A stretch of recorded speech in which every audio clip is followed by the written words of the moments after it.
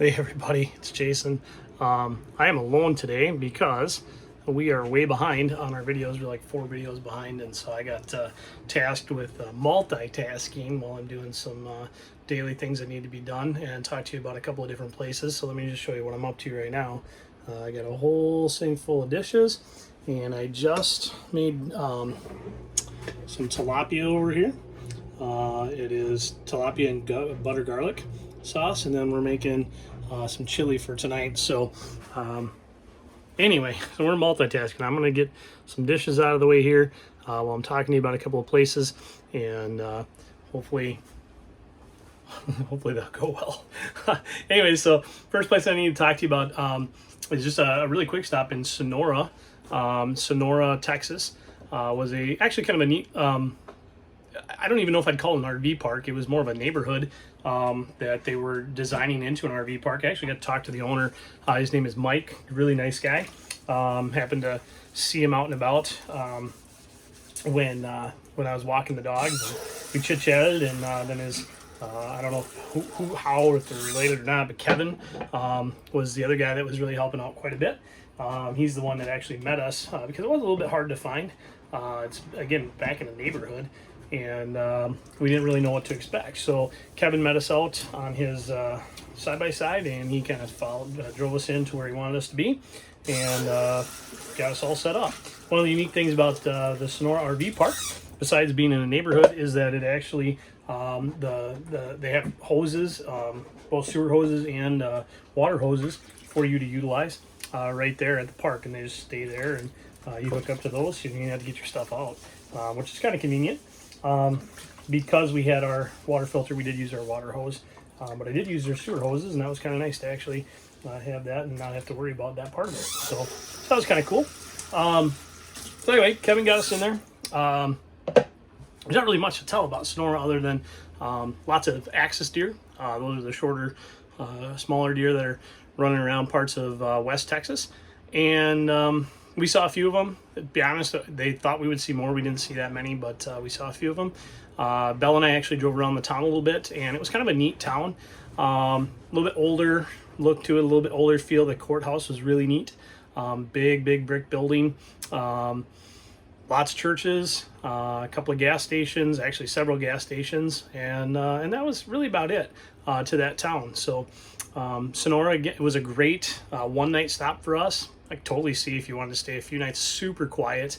Talking to Mike, the owner, before COVID happened, they were actually pretty much fully said throughout, and they're starting to see it come back, and so they're starting to actually expand, and they actually have big structures that they're building up on the edges of each of these. They're basically they're lean-to is not the right word. They're like garage shelters. So when you back in or pull in, you're going to be underneath a shelter with your RV. So for some people that would work really well. It'd have to be super wide for us because we have all the big slides, and a lot of people do have the slides, but in a lot of places it would work really well to keep the sun off in that West Texas sun. So Sonora was a really nice stop. No complaints there. We did just stay one night. It was relatively inexpensive. I remember it was like, I don't know, $30 maybe, which if you're following us around, everybody's a little bit different in what they are okay with paying for camping. But a lot of the campsites are running $50, $80, $100 depending on the amenities. And again, this was just kind of, sitting in the neighborhood, and it was quiet and it was nice, and we enjoyed it. So it actually was supposed to be maybe even a couple nights stay. We weren't really 100% sure what we wanted to do, but we ended up finding a museum that Belle really wanted to go to. It's the WASP Museum, and she probably remembers more about the acronym than I do. But basically, the idea behind the WASP Museum is a training center in Sweetwater, Texas, that trained women pilots during World War II to basically do the piloting of Air Force and Army aircraft here in the States, so that it could free up the male pilots to go overseas and fight. And so they did all sorts of interesting things with that. The female pilots would tow targets for artillery. So that was one thing they had to do. They have a big old sheet behind the airplane they were flying, and the anti-aircraft artillery would use it as target practice. They also would be trained to fly the new fighters and bombers from the factories to the different airfields where they needed to be so that they could ship out and get them overseas. So that was another thing that they did. Of the museums that we've seen so far, this was a really well done museum. It's in Sweetwater, Texas, which is, I think it's about an hour and a half or 2 hours, almost directly north of Sonora. And so we were originally going to stay in Sonora and then move on. And the next place that we were going to go would have been about 4 hours from the museum. So when we saw the museum, we really wanted to get Belle to that museum. The boys went to. We all really enjoyed it. It was a really, really well done museum. And they had some World War II planes in the hangar. So that was kind of neat too. So in order to do that, instead of going further east in Texas, we ended up taking a couple of days and going north to San Angelo. We stayed at a KOA there. Very nice KOA. Quiet. They had a pool, heated pool. We didn't get into it because we just didn't have the time to get into it. But it was a very nice KOA there. And San Angelo is a pretty nice town. I don't know. I forget if it's about 100,000. I think it's a little big. I don't think it's that big. But it's a bigger town. But we were on the outskirts, and it was kind of a neat town, spread out a little bit. And so some of the other things that we did there, obviously we did the WASP Museum, but we also did some Christmas shopping. So the first night that we got there, and if you know travel days or have been paying attention, travel days are a little bit stressful for us. So especially for me, pulling the big rig.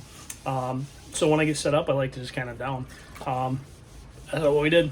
We went shopping that night. Amanda and I do a little Christmas shopping, and Christmas shopping is getting harder as the kids get older. They're just trying to find things that are reasonably priced, and part of that's just economics right now, and also trying to find things that they're going to, one, in our situation, need, right, because we have limited space, but two, also enjoy. So we wanted to make sure that we did as good of a job as we could trying to find those things. So we spent some time Christmas shopping in San Angelo, and some of the things that we went to were pretty typical. Target and some things like that. Others, we found some other shops that we wanted to take a look at, and went to look there. But on the drive, we actually went to, I don't know if it's their old downtown, I think it is San Angelo.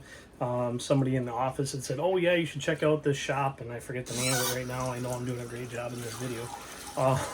But we went to a shop. One of the shops downtown is like an old boutique, and actually it was a couple of blocks that were really kind of set up really nicely for old town feel, with some different types of shops, and they had antique shops and clothing stores and general merchandise type of stores. So we went down there, and as we were pulling out to do more Christmas shopping, we actually saw a sign for the Christmas lights drive. And so we were kind of curious as to what that was, and even though it wasn't quite dark yet, we could see very clearly that it was this drive, that there were Christmas lights everywhere. So of course we wanted to kind of look into that a little bit further, and turns out it was about a 2 to 2.5 mile long drive. It started down in their river area. That river going through San Angelo, started down there, and you drove through a park, and it was basically one-way traffic, so you just go through, and they actually had lighting situations for all the 12 days of Christmas, so that was kind of neat. And then as you drove around, different areas were lit up, and it was really nice. One of the neat things that we did find there as we drove around with the kids was that in one of the parking lots, they had set up a screen and a projector and some speakers, and they were showing holiday movies, like the old school stuff. So like it was Mickey and Minnie Mouse, and some of that kind of stuff. And so we stopped and we watched that for a little while, and had a nice time there driving through those lights. So those are kind of the highlights of Sonora and San Angelo. San Angelo, again, really nice KOA there. Sonora, nice neighborhood feel to it. We had a lot of fun in that particular campground just because it was so quiet. Neighborhood, lots of fun spots to walk the dogs there. So if you're in those areas, certainly would recommend the San Angelo KOA. The managers were great. They worked really hard to keep things nice, and that's most KOAs are like that. And they did a great job. So you can continue to follow us for all of our updates, and we will get more of our updates done. I think today alone we're trying to do 3 or 4 videos, so you're gonna see the Alaska basketball shirt purple with my hat for at least another video, maybe even 2 more videos after that, maybe 3, who knows. So anyway, keep following us and we'll continue to update you. Hey Belle, give us a tour of the cockpit. You know anything about any of this? Hark. Hark. It's probably the break. This could be your view. I don't know, Belle might need I another might tour. need to know. This is a BT-13A from Avenger Field.